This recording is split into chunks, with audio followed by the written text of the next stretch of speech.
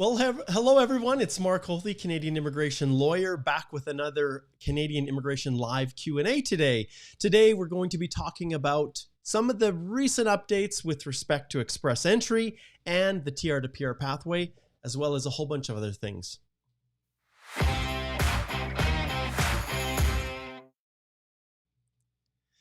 All right. Well, today is a special day. Today is my wife's birthday. So I have scheduled time off this afternoon to spend some time with her and have a great day.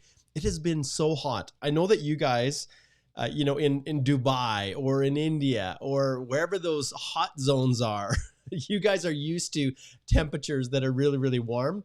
But here in Alberta, we like it to be kind of cool. Now, not super hot, but wow, it was 37, pushing 38 degrees a couple days ago. Yesterday wasn't too bad, but it was so hot. And I just think it's dry here, so it's not that humid heat that a lot of you guys get over in in your regions like India, for example.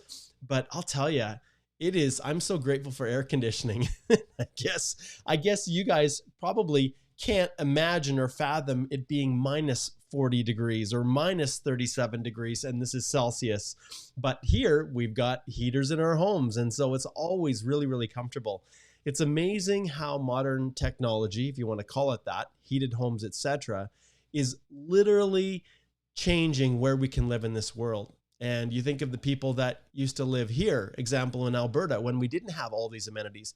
The first settlers who came in the early 1900s, who came and staked their claim and took over their plot of land. And their first homes were built of sod, which is basically grass that they cut out, layered to make their walls. And yeah, that's not too terrible. Well, it'd be warm for the winter, but when it came to the summer and the rain, you'd have stuff leaking everywhere. But when there was no trees, what do you build your houses with? So it's an interesting legacy that we've come from, and one that's helped me to really, when I think back on it, how far we've come, how grateful I am to live in the country that I do, to live here in Alberta, to enjoy just this beautiful land that I call home, and that I hope all of you one day will have the opportunity to call your home as well. All right, so Mark Holthe, Canadian immigration lawyer, that's who I am, former immigration officer and former high school teacher. And so I've kind of blended all of those things together. And I'm so grateful because none of the things that I did in the past were a waste. I've been able to use all of them to come together to create things like this live stream that we do every Wednesday morning, 10 a.m. Mountain Time. And when I jump on periodically, when there's crazy announcements. So today we have a few things that I wanted to talk about. We're still waiting to see what's going to happen with this whole TR to PR pathway. You've watched, I did a special video last week with respect to the update on people that are trying to correct their files. I went into depth with that, so I'd encourage you to watch the video that we did last week on the TR to PR pathway update. That's helped to give us a little bit of an understanding, but there's still lots we don't know. So the question that I want to ask all of you today is, have you had your TR to PR pathway refused, returned as incomplete? That's what I want to know right now, because the way things are going, and if the number of emails that come to me, and remember, a lot of you are sending emails to me, individual questions about things. Understand, when you send me an individual question about yourself, I will direct you to a consult, to book a consult with me. It's absolutely impossible for me to answer everyone's questions individually through emails. And so consults are the way that I can kind of manage that and respect my time. But this is open season for all of you guys. Now, when it comes to the TR to PR pathway, many of you are now starting to wonder whether or not your mistake will be enough to cause your application to get rejected. In the feedback that we had from, feedback I say because it's these emails, these automated emails that someone created that says, don't send us anything unsolicited. Well, the jury is still out on whether or not that may still be possible. And I say that because ultimately, if it comes down to federal court and I have a candidate who has submitted an application, R10 does not apply, well, I may very well, if that candidate has no other options, we may consider filing a judicial review application if we feel that the reason for refusal was not reasonable. And that we'll get into a little bit later. But one thing that we're really waiting on right now is to see whether or not Minister Mendicino is going to open things up and readmit individuals through the TR2PR Pathways International Graduate Stream. We're waiting to see what they're going to do. So let me flip my screen around here, and you can see right here, this is the policy. And let's take a look at where we're at right now. And you can see, now in fairness, language tests were always the issue. And I'm sure when the program was first announced, there was a real shortage of language tests. Now, it may be that the language testing centers are opening up now and people are able to get earlier ones. Also comment below. I'd love to hear if you are waiting for your language test still, because I knew there were some that were booking into July, and in some provinces, it was almost September or October to get your language test. So we don't know the impact that they're having, but really you can see 14,360. That's where we're at right now in terms of the non-healthcare. We've got a long ways to go. So there's going to be space here. So if they're really shooting to try to get 90,000 people through this program, these 40,000 that filled up, I have to admit that there's got to be almost 10,000 of these 40 or more that were submitted improperly or incorrectly or with mistakes. It sounds crazy, but when you had less than a day to submit the application, yes, less than a day, that's how fast this filled up. And really, it was only a full day, if you will, because the fee receipt portal shut down. So when you're in this kind of a situation, and based on the number of emails that I get back to myself that are submitted to me and the number of questions that are posted here in our group, I can only imagine how many or what percentage of these individuals are actually going to have applications that are going to get returned, but we don't know yet. So I want to know and post in the comments below if you have gotten your application returned. That's really the feedback that we all need to know now, and what constitutes a reason sufficient to get your application returned. Collectively, it's really hard for me, I'll be honest, you guys, because when I work with people, we didn't make any mistakes. Like the one individual that I've taken, the people that are in my, that took the TR2PR pathway course, and you guys, if you go over here, you can see and click on the link below, you can see that. I'll go back here a little bit.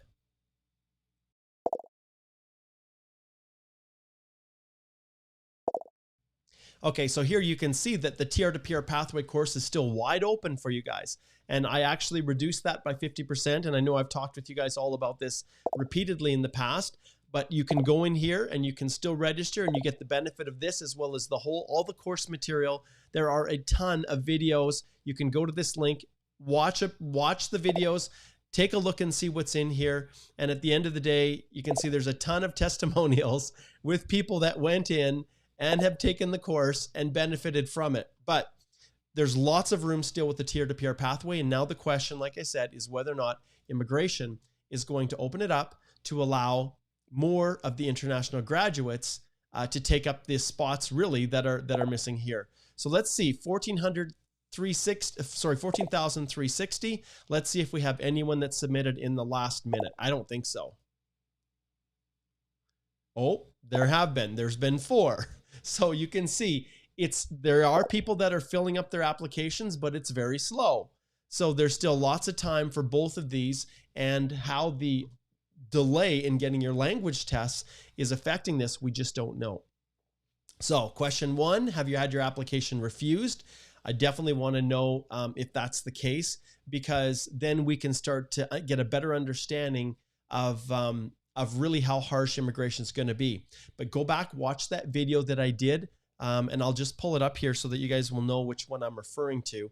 Those of you on Facebook, you'll be able to find it as well, but it definitely won't be as easy as sliding over here to YouTube. So if we look here, and right here, TR2PR pathway critical new update. So watch this video right here. And also, I'll tell you, you also want to watch this video that I did with Richard Kurland.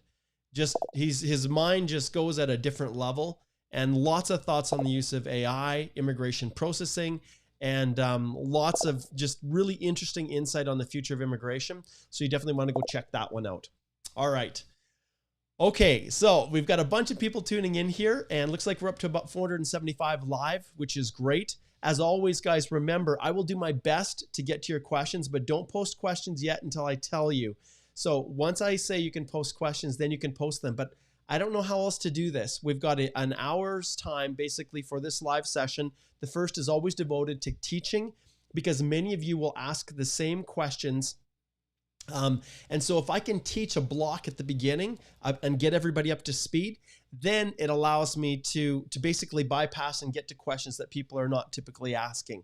Now, remember, this live Q&A is not just focused on Express Entry and the TR to PR Pathway program. It's open season. We can talk about anything that you guys want to talk about.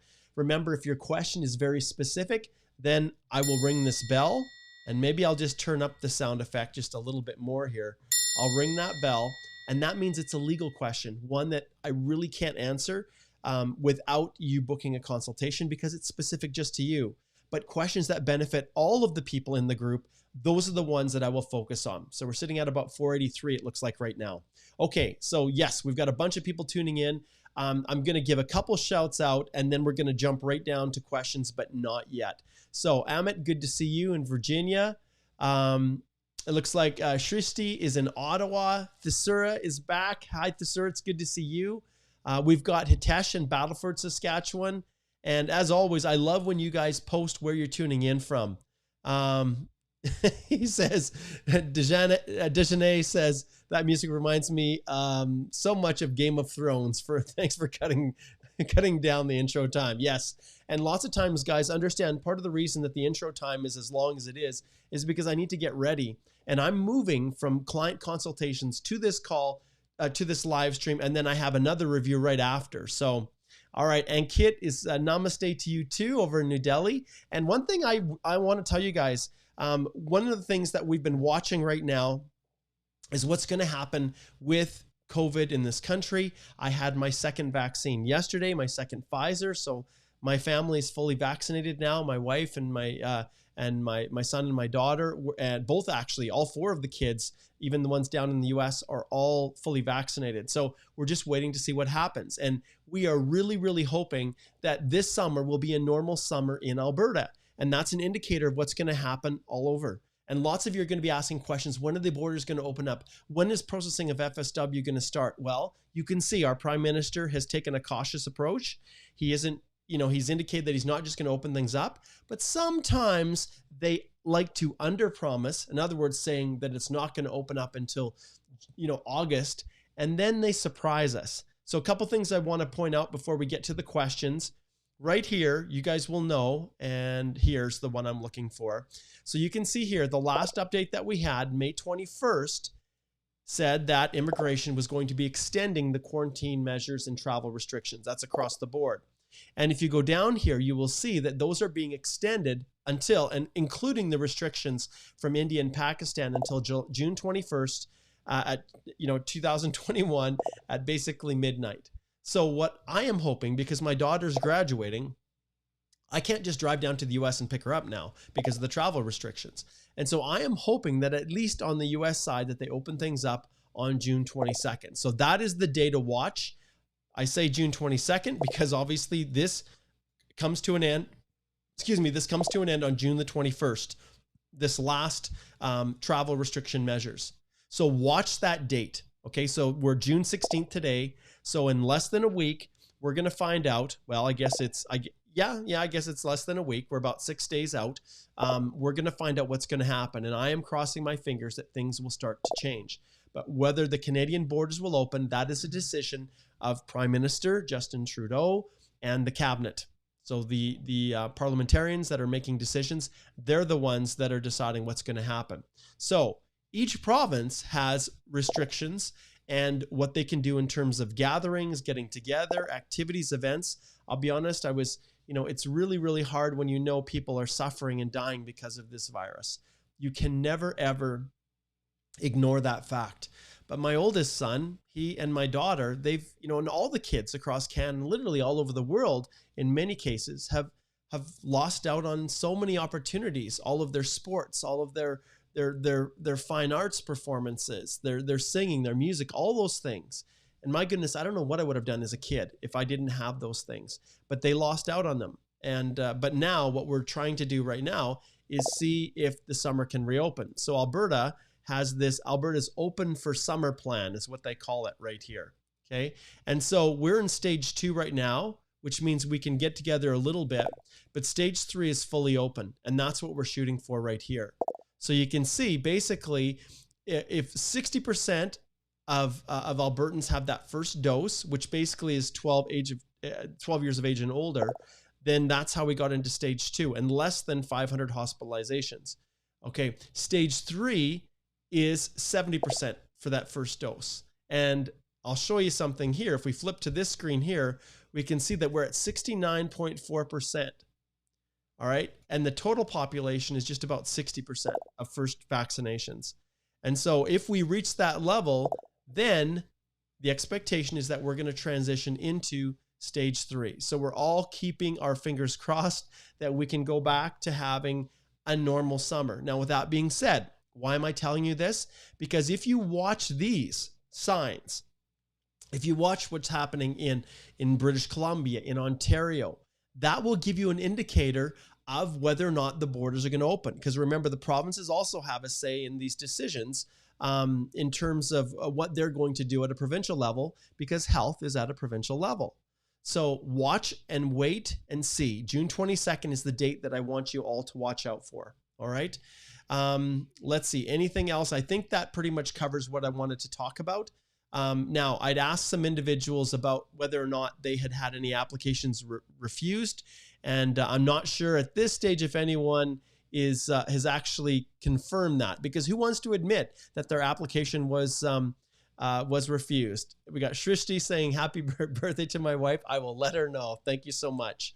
I really appreciate all of those kind comments to her. She sacrifices a lot because in many cases, especially through the evenings with my master classes, I'm teaching when that's time that I could be spending with my family. I love what I do, and there's no issues with that at all. But my family, they make sacrifices as well, because I'm just not as available as when I'm not doing those master classes. And I guess the last thing I want to point out is all of you that are going through the TR to PR pathway. There's a course for that, but I'm now launching on Monday the next one of the most popular courses I have, which is the Express Entry course. So it's going to run on Monday, June 21st to the 25th.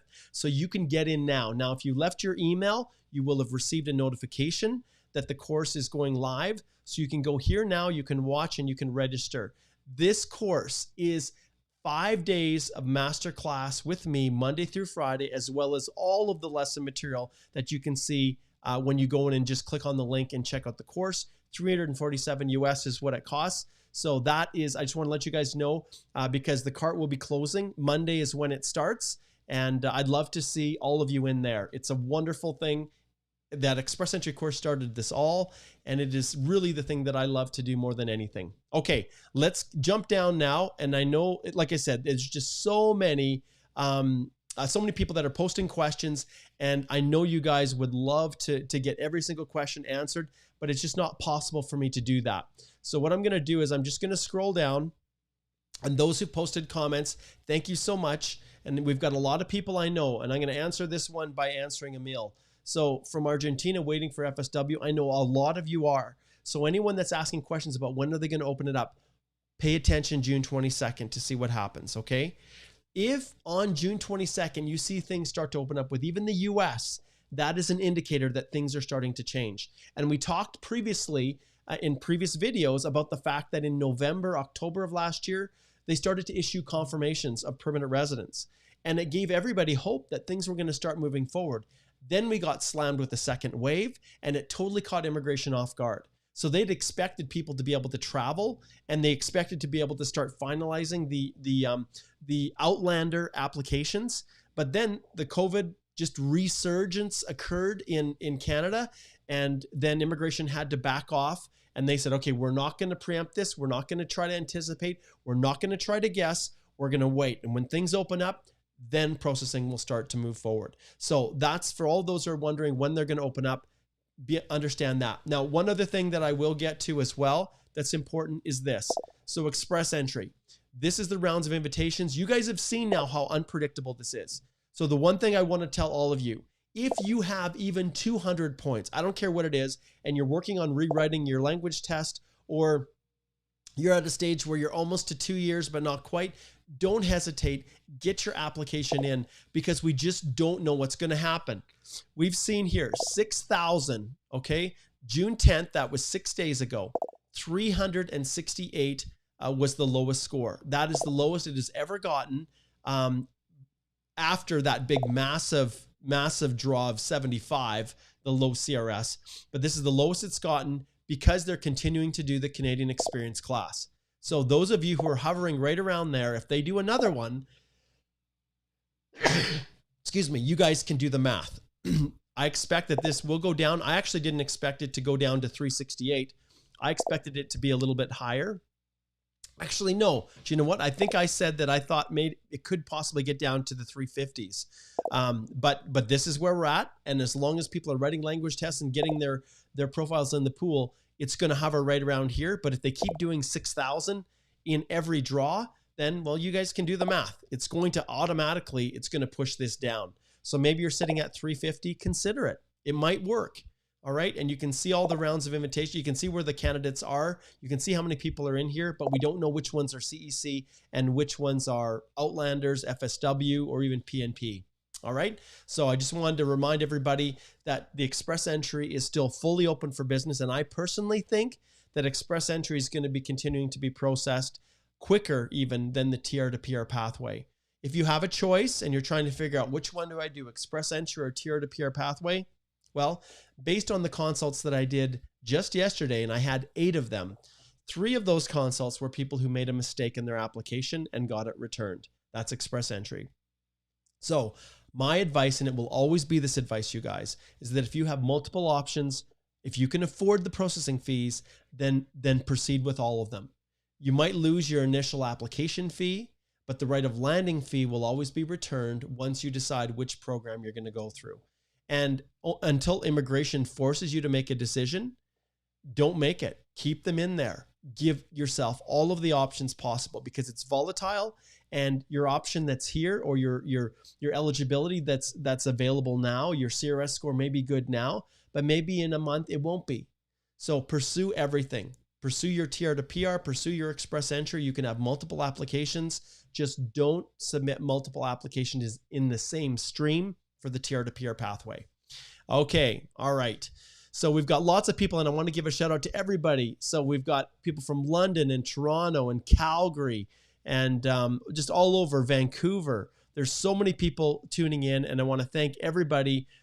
Tunisia, I'm just reading these as fast as I can. Coquitlam, South Africa, Trinidad and the Caribbean, Toronto, India, just wonderful. Lots of Indian viewers tuning in, and I know it's like just about 11 o'clock at night there. So I'm really, really grateful that that you guys are watching and tuning in, especially you that are just pending, waiting, desperate to know whether or not the borders are going to open. All right, okay.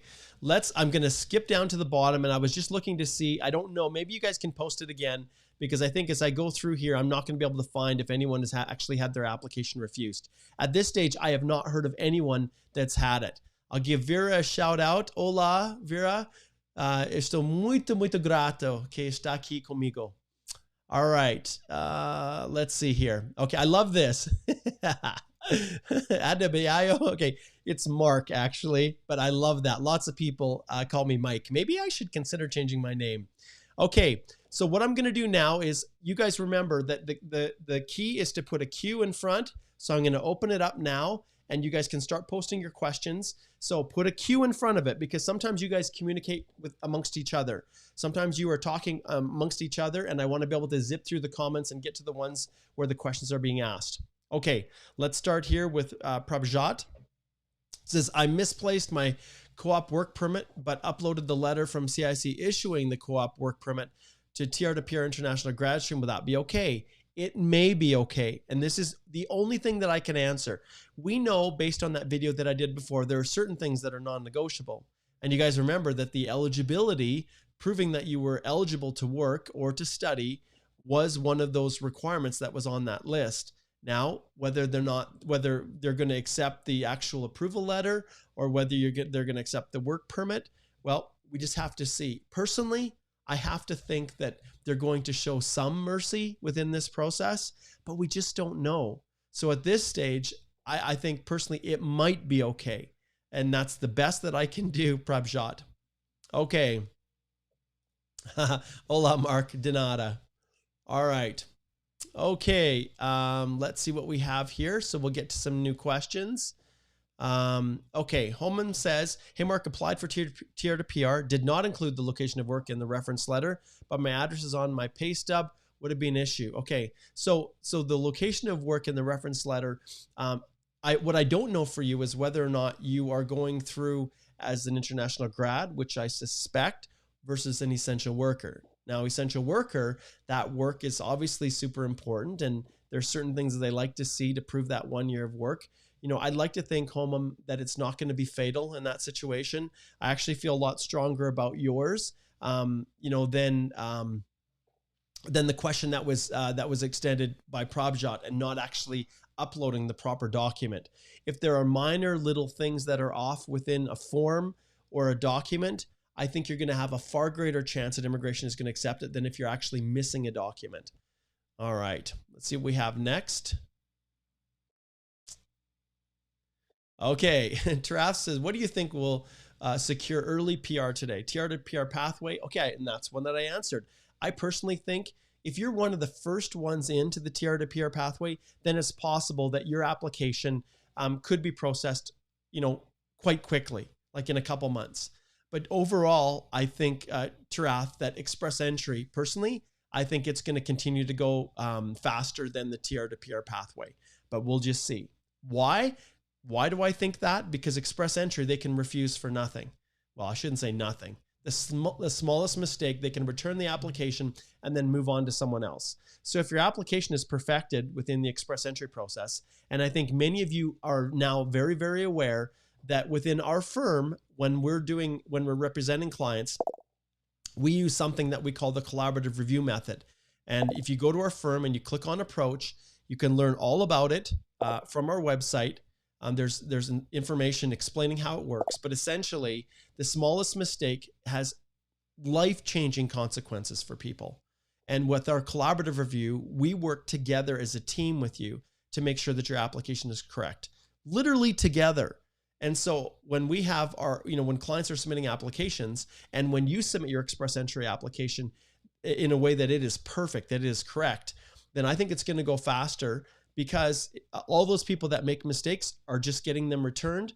With the TR to PR pathway, it's not quite as strict. We know it's not going to be as strict. So they are going to be more willing to give people a little bit of benefit of the doubt. And if you watch that video that I did last week, you'll see the specific things that they consider to be mandatory and those that are not. And so I think there's going to be officers that are going to be reaching out to people that are going to be trying, they're going to say, look, you're missing this. Can you please update this? And anytime you have this back and forth, it causes a delay in the processing. Express entry goes as quick as it does because they just return the whole thing if there's anything missing, and then move on to the application, your application that you retained our firm to help you with, that is perfect, is going to get through a lot faster. All right. Let's see what we have here. Sharon says, I had applied an express entry federal skilled trade in 2019, still waiting. Can I create another profile for CEC? Sharon, there's nothing stopping you from having multiple applications. So understand that a TR to PR, a federal skilled trade application and a Canadian experience class and a federal skilled worker application are technically all different applications, but they're administered by the express entry process. So Sharon, I will ring that bell, because there's no reason that your application 2019, if you are, the question I have, are you in Canada, Sharon?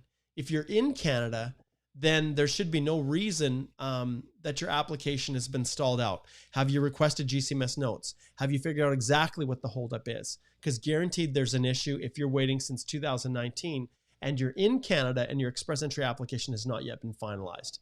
So don't hesitate, flip over here, go to our firm, click on the link. Well, actually, you can just click on the link below and it will take you directly to the spot on our site where you can book a consultation with a member of our firm. All right, zipping through here. Let's see what else we have next.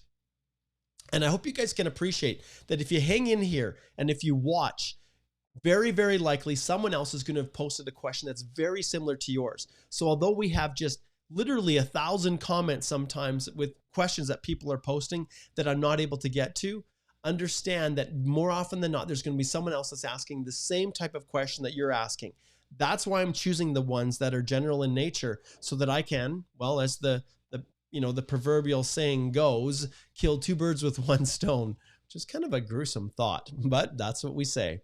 Okay, next we have Ying says, if the international grad reopens, can I withdraw my application after getting AOR since I used a job offer instead of a reference letter as proof of work experience? Ying, this is the challenge. What we don't know, what we don't know is how that is all going to play out.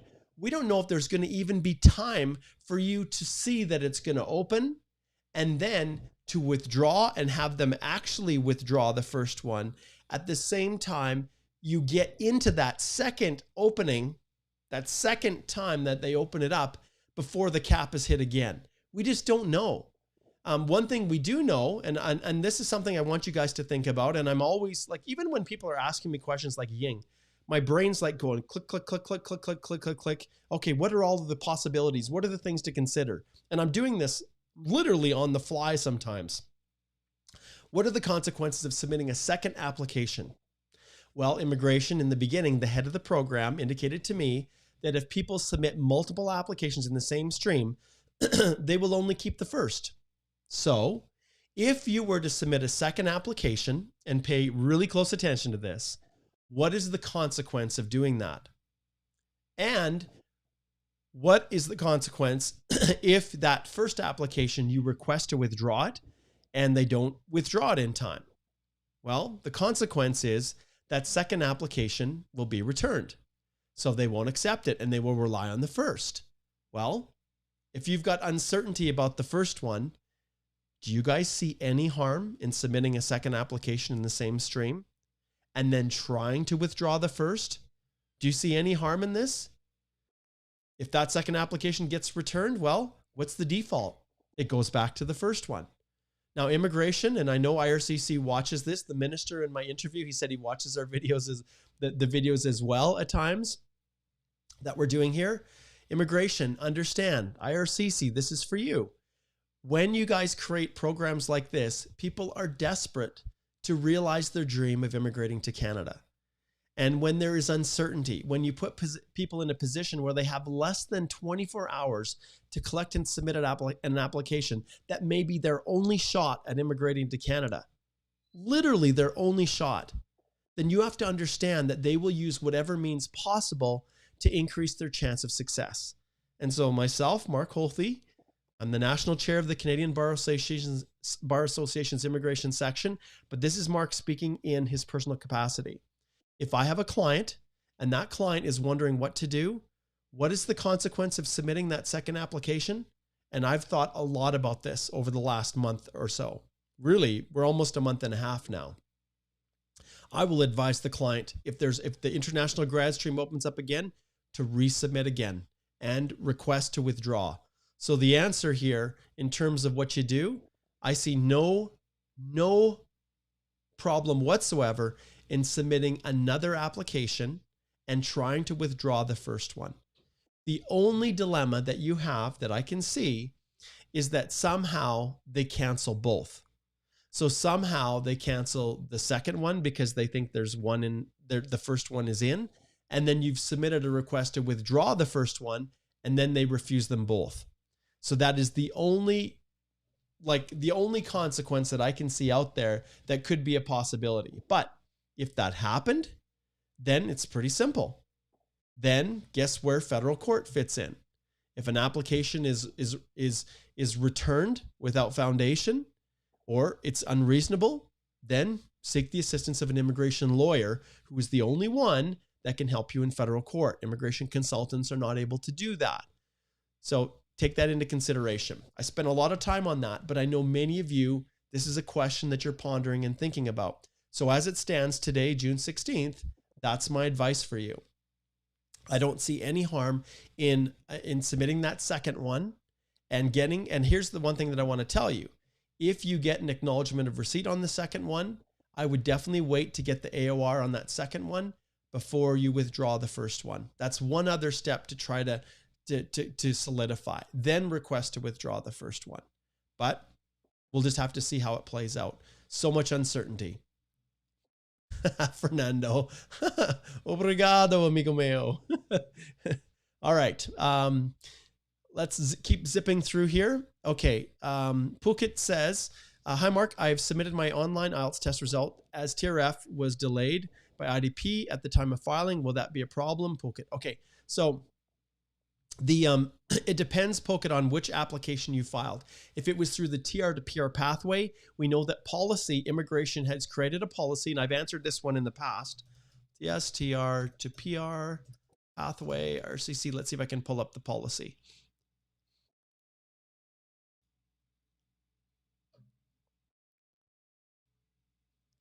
Give me 1 second here.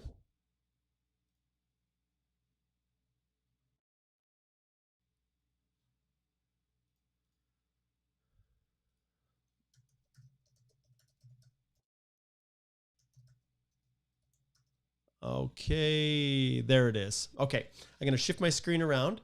So this is the policy. April the 22nd, they announced it before the program actually went live.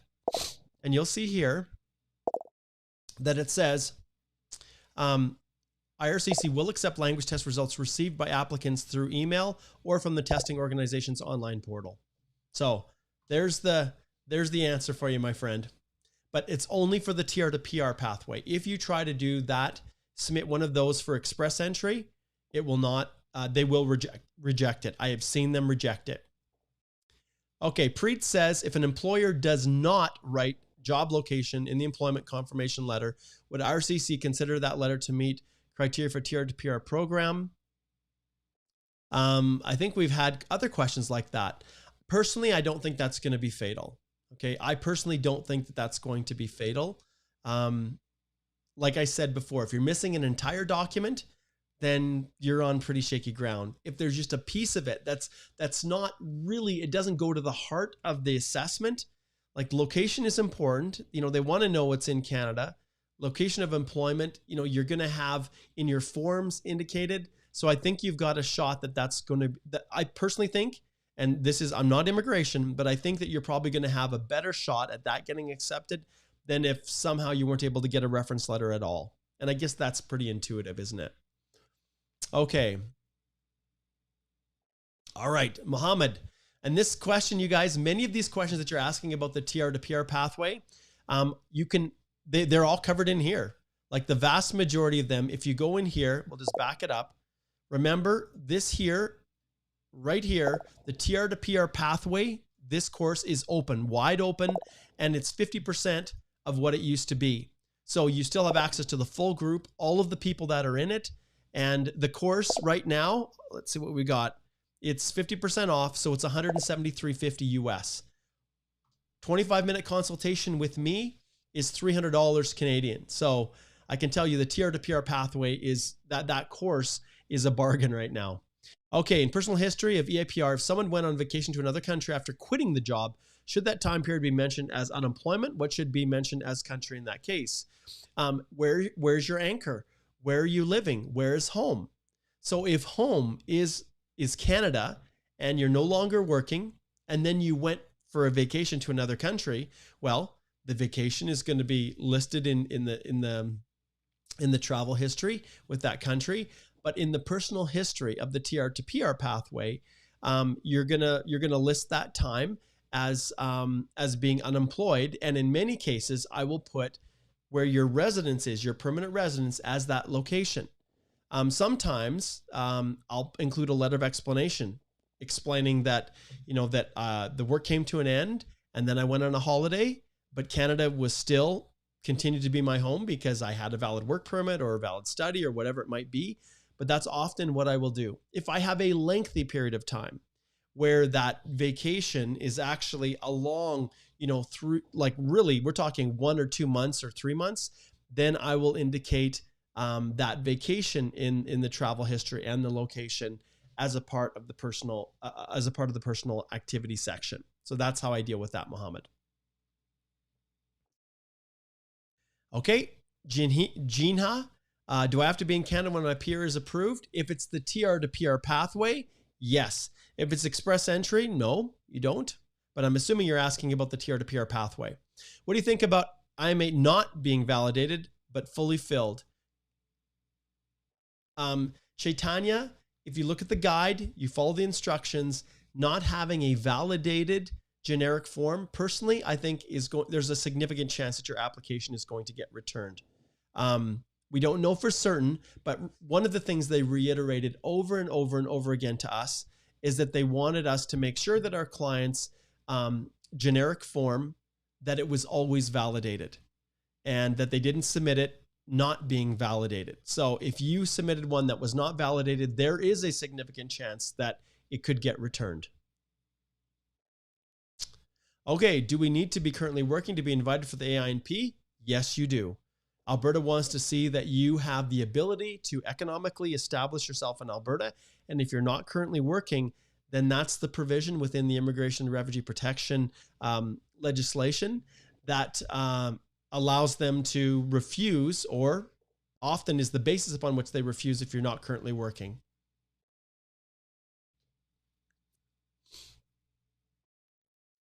Okay, Harish says, if I work more than 37.5 hours during the scheduled break, can I add those hours to the 1560? If you are working, it's a break and you're working 37.5 hours. Remember, 30 hours is kind of the cap. Once you hit 30, then you can't claim more hours to get your 1560 in a shorter period of time. In other words, you still need to have worked for 1 year. And if you accumulated those 1560 in, say, 11 months, well, that won't be sufficient for the TR to PR pathway. I always make sure the full-time work extends out at least 1 year. Now, in your situation, you talk about scheduled breaks, which basically means that you were an international student, and that's where it becomes a lot more complicated, because then I start to calculate all the way down to a week-by-week basis, and I never round up, you guys. If it's over 30 hours, I never round up. Anything that's under 30, I personally round down to 15. Other people may be more creative and may try to calculate more points sooner, but for my purposes, I never do that. I'm conservative when I calculate hours, and if I flip back here and we go back to the TR to PR pathway course, within the course itself, I have tools that I've developed to help people calculate their hours of work for the purposes of the TR to PR pathway for essential workers. So I have resources that I have within the course that you can use to calculate your hours to make sure that you have exactly how many you need to meet that minimum threshold. If you're under that 1 year and you're trying to calculate more than 30 hours to get through, because you're basically, I know what you're doing. You're not working more than 20 during school, and then you're trying to calculate use those extra 7.5 to earn it faster. I never add those in. I never do. I only max it out at 30, and then I count each of those weeks that you've worked 37.5 as being 30. That's how I do it. Others out there might be more creative, but I just don't take any chances. All right, the last thing in the world I'd want is to be liberal in my calculation and then have an officer who was conservative in their assessments determine that you didn't have enough, and then you lose out on your opportunity. Think of it this way, Harish. Think of it this way. If, let's say, they do open it up again and you decide, oh, I'm going to be creative and I'm going to add those extra 7.5 hours in to accumulate the 1560 faster, and then they open it up. And 3 months later or 4 months later, whatever it is, they open up another international graduate and you would have qualified. But then a more conservative officer refuses your first application and you miss out on that second one. That's why I take a cautious approach. And it's the only way I will go. All right, let's see who we have next. Jason says here, I got an AOR yesterday and biometric instruction letter, but I got AOR again this morning with today's date. Any reason why? Because the system is screwed up. It is so screwed up. That doesn't make any sense. I only applied once and the application number is the same on both AORs. It's just a glitch. See, that's a perfect example, Jason, of the volatility of what's going on. Now, as for those who attended the National Immigration Symposium for the Canadian Bar Association, when I was interviewing Minister Mendicino, we talked about this. And one of the things he was very, very excited about was all of the money that the government allocated to creating a new filing system, a modernized filing system that would help, as he used the boat analogy, to help them, chart a course with this boat into the future, and that the boat would be equipped with everything that it needed because of the extra funding that came down to immigration solely for the purposes of modernizing the online filing system. So, yeah. So right now, that's a first. I haven't heard multiple AORs for the same person, but hey, it's just an email, right? So the reality is there could be all kinds of glitches within the system.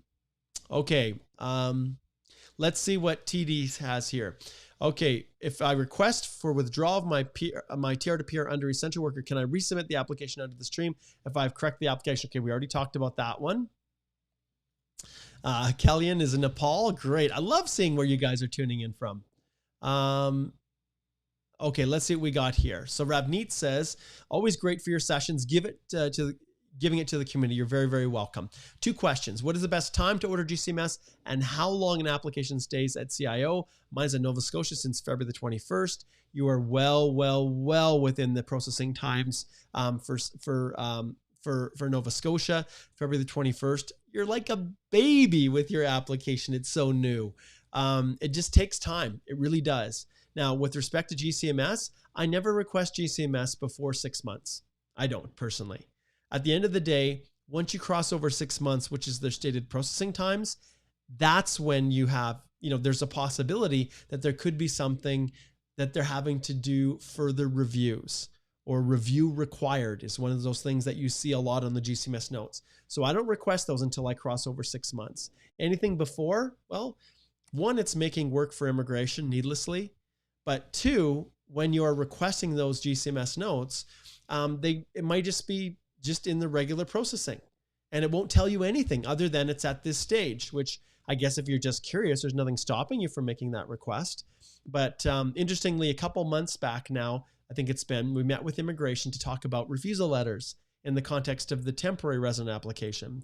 And those refusal letters are really bad. They don't give any information, anything sufficient for an individual to actually know ultimately what the problem was. So whenever we get these, we often will, in some cases, we'll file a federal court application to get the full record.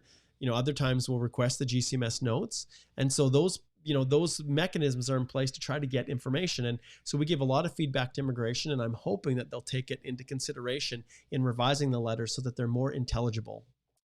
All right. Okay. Cruising on. Okay. Ferris says, when can we expect the AORs? They're coming. Every day they're coming. So they're starting to come now. Okay, so this one here, I'll just pull up Shanique, because this one I'll ring the bell, and I will then flip my screen around, and I will tell you to go right back here and book a consultation. Anyone who's asking, do I qualify? It's impossible for me to let you know if you're eligible or not. So you can see here, total weeks are 38 part-time, 17 full-time, total 55 weeks, total hours are 1675. I need to look at far more detail in order to let you know whether or not that would work, and it only can happen through a consult. So I recommend that you book a consult, and I'd love to go through it and tell you exactly where you stand. Okay, do I have to be employed all the time until I receive my permanent residency to the TR International Grad Stream? No, you do not, Harsey. You do not need to be. Okay.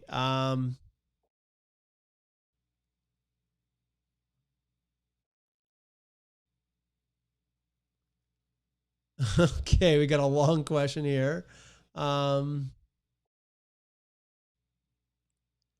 Okay, we'll try to address. Philip's got a big Mongo one there. So, okay, let's see. Okay, so Philippe says, I have 2 questions. The first question, I already have my ITA, but I made a mistake and I bought your TR to PR pathway course when the course I wanted to buy was Express Entry one. Any chance to have access to the Express Entry one? You'd have to buy it, my friend. You'd have to buy the new one. Okay, second question. I want to know about been working under implied status, okay, or they call now maintained status. When you declare your work history, should I consider this time as legal period? Yes, you should. Exactly, Philippe. So in that situation, that was a big, long question. But yeah, any period of time when you filed for your work permit extension before your current one is expired is considered maintained status, which is this new terminology that they're using. But yes, it is valid legal status and you treat it as such. Okay, so if you submitted your biometrics, and Shrishti, I'm assuming this is also with respect to the TR to PR pathway. What is the next step? How long before I hear back? Good question.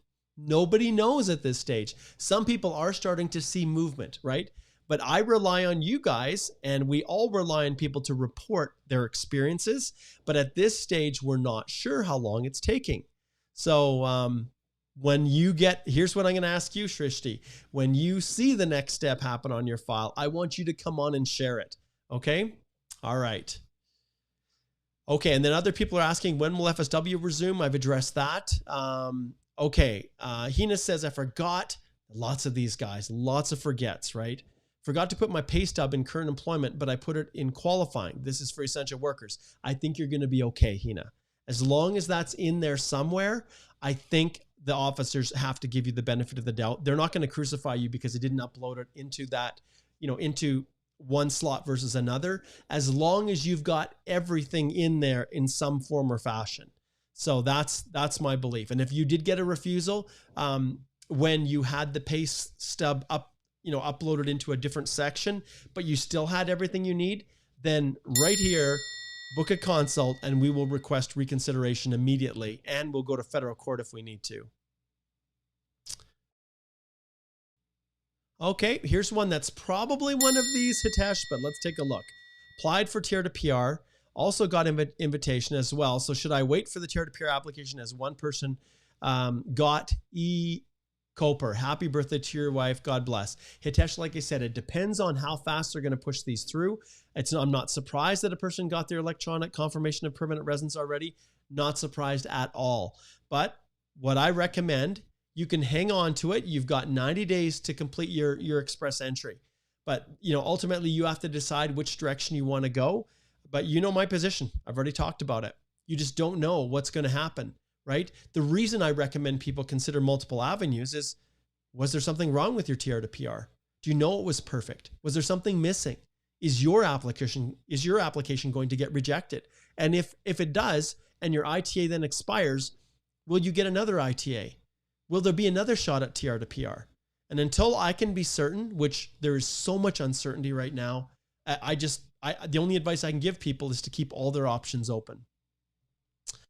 Okay. All right. This is a good question. Okay. This is all for those living in Quebec. Okay. Okay. Applying as an eligible Quebec grad, currently living and working in Quebec, but with the goal of leaving Quebec for another province this fall, winter. Thank you very much for your involvement. Okay. So this is where I'll ring another bell for you, Kevin. The reality is, you have a very, very steep hill to climb when it comes to proving an intention to reside outside Quebec. If you've studied there, if you're working there, well, it's going to be very difficult to convince immigration, if you submit your application when you're still living in Quebec, that you have an intention of living outside. Now, from the video last week that I showed you guys, they do indicate that they will send a fairness letter, which gives you the opportunity to then explain or justify this intention to reside outside the province of Quebec. So unlike many of the other areas where mistakes, you don't know what's going to happen, with this one, it looks to be, at least according to their email instructions, and with respect to the policy, because we went in and discussed the policy at length in previous videos as well, they do indicate that the officers are instructed to send out a procedural fairness letter for people who need to demonstrate that intention to live outside Quebec. Okay, we've got 3 minutes left. Okay, let's see. We've answered some of them already. And this is what happens. I get to the stage where we're answering questions, and a lot of them are duplications.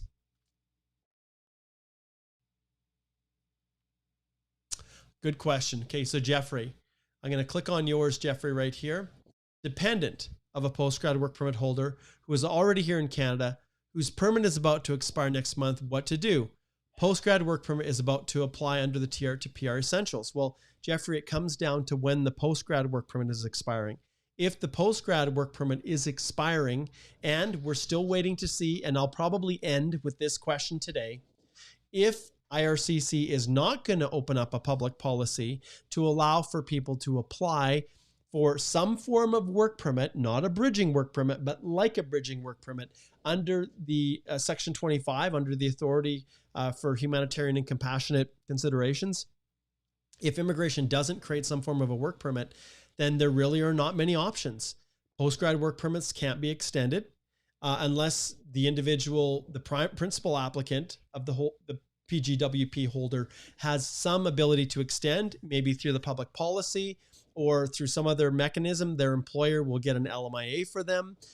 Then there really isn't anything because you are tied to that principal applicant. Now, potentially, if your employer is willing to get an LMIA or you qualify through some other work permit category, that's where I tell you to ring the bell, book a consult with our firm, and we can go through this because this is a reality that many people are facing.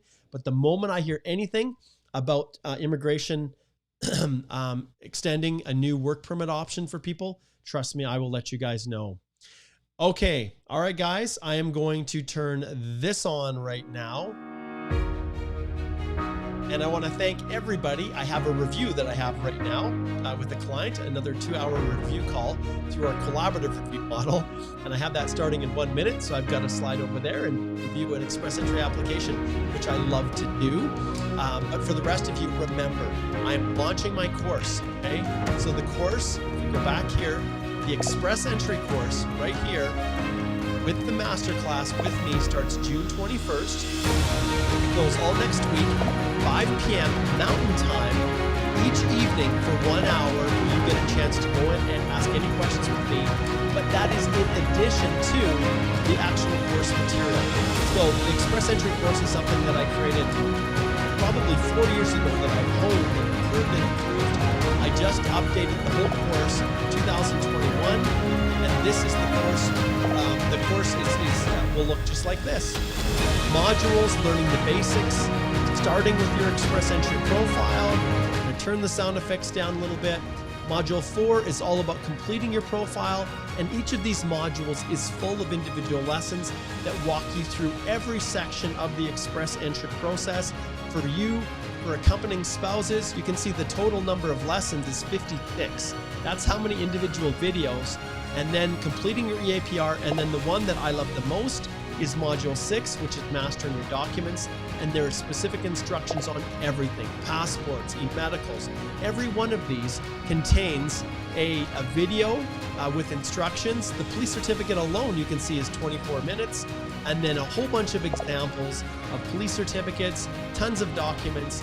The course is chock full of information, all designed to help and guide you guys through the process. So click on the link, join me on Monday, and trust me, I can guarantee that it will be worth it, guys. All right. Thanks so much for joining me today, and we'll see you guys again right away soon here on the Canadian Immigration Institute. Take care.